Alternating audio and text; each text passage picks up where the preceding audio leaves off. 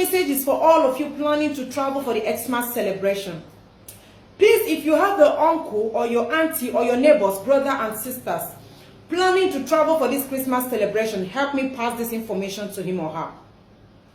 If you know you are not prayerful and you are planning to travel for the Christmas celebration, but you have wicked uncles and aunties, diabolic uncles and aunties that swear you will never progress. You have diabolic uncles and aunties that doesn't want to see you smile, and you are not prayerful. Do not travel. I repeat, do not travel. A lot of people traveled last year, but they came back with elephantiasis, or you call it achere. Some guys living outside the country came back innocently to celebrate with their loved ones and their family members. They ended up in the mortuary. You have to be very careful. My brothers that are living outside the country, if you're from Imo State, Abia State, Anambra, or Ebonyi, take for instance you're from Imo State, and you want to come back for this Xmas celebration. You are from maybe Mbise, or Akabo, or Obo, or Mbano, in any village I have mentioned, and you are coming back for the Christmas. Please don't go back to Mbise or Obo or Mbano. If you suspect that your village people, your uncles and aunties windows so chill, stay back in Owerri town. In the middle of the night, sneak out and go see your brothers and sisters or your fathers or the people you can trust. Sneak in again and stay back in Owerri, after which you travel back to your country for your lives. Some promising young guys have died mysteriously because of these wicked uncles and aunties in the village. Go to some villages in our states, Imo State and Anambra, or even Enugu. I don't think it's common in Anambra. You will see uncompleted building. They will tell you that this building, this Emi Jakarta started it 5 years ago. Ugo Indonesia is the one that is building this house. He started it 4 years ago. He only came back to finish it, only to die mysteriously. He died mysteriously. Some sleep, they didn't wake up. Some he was going out, accident, and that was it. And they will end up burying these guys in one of the rooms in their uncompleted building. This is as a result of wickedness of man to his fellow man. Our wicked uncles in the village. Igwe, it is time to salvage our land. It is time to proffer lasting solutions. We have talked about these things over time. Shouldn't there be law, cultural law? This is not about police and army. There should be a law guiding this whole thing. What happened to our culture and tradition in Igbo? These uncles and aunties have tied a lot of promising young guys with dreams and aspirations down. Indeed, when your communities is still underdeveloped because of these people, your communities is still retarded because of these wicked uncles and aunties that have stayed in the village. They have refused to leave the village. They stay there waiting for our young boys that will come back. They will kill them untimely. There should be a law that any uncle or auntie that is the reason why your village is the way it is, or they are the reason why this boy or this other lady died, they should swear by Amadioha. All these wicked uncles and aunties should swear by Amadioha. And they will die before 4 days, or they should be banished from our communities. Somebody should be used to set example for others to learn.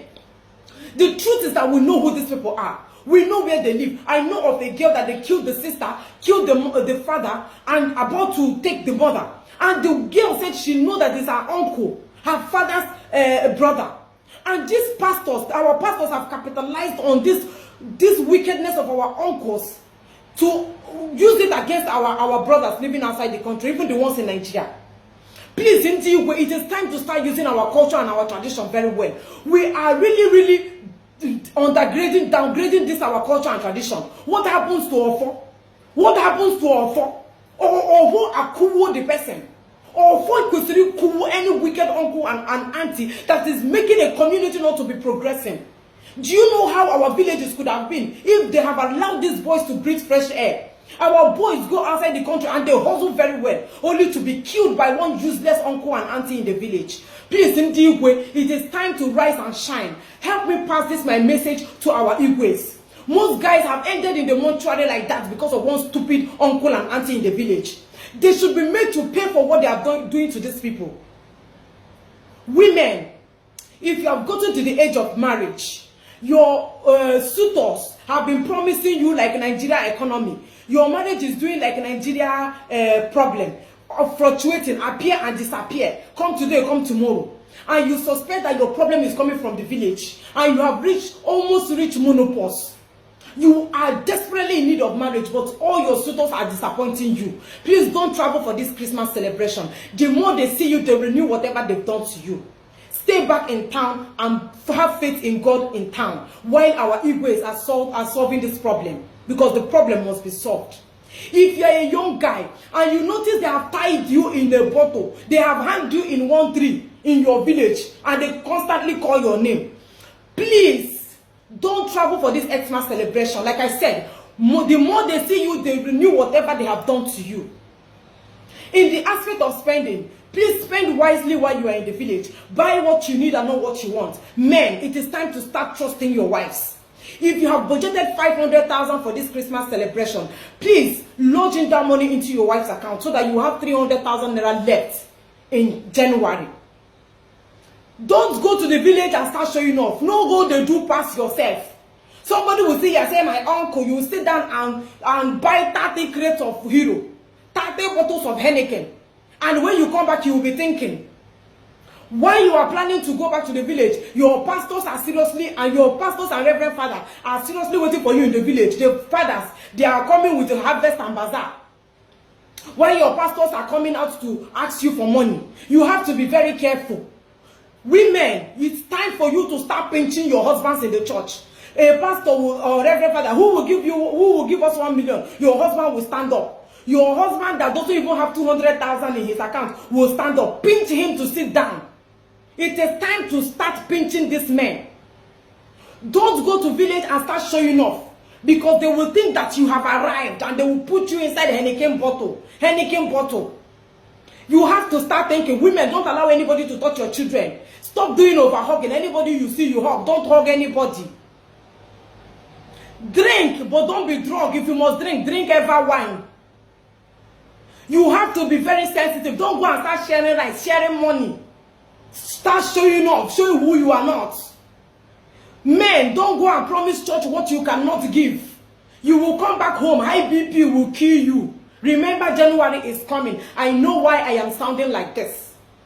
Please, we should all be sensitive while we're in the village. Pregnant women, you don't need to travel.